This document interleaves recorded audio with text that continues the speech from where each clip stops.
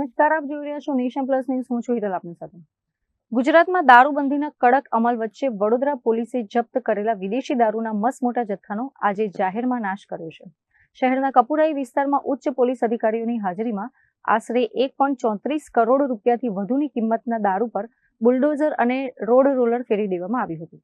વડોદરા શહેરના Kapurai police station વિસ્તારમાં આવેલા એક ખુલ્લા મેદાનમાં આજે સવારથી જ ચુસ્ત પોલીસ બંદોબસ્ત ગોઠવવામાં આવ્યો હતો.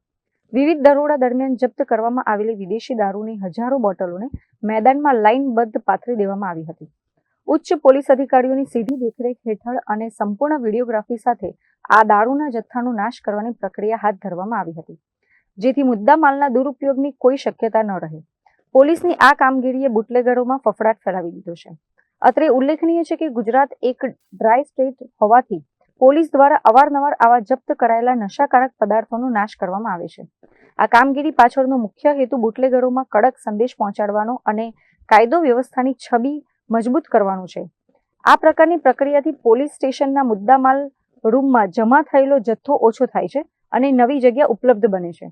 લાખોની કિંમતના દારૂ પર રોડ રોલર ફેરવીને પોલીસે સ્પષ્ટ કર્યું છે કે નશાના વેપારીઓને બક્ષવામાં આવશે નહીં. કેમેરામેન નવનીત પરમાર સાથે Chirag Patel, nation plus news, Vadodara.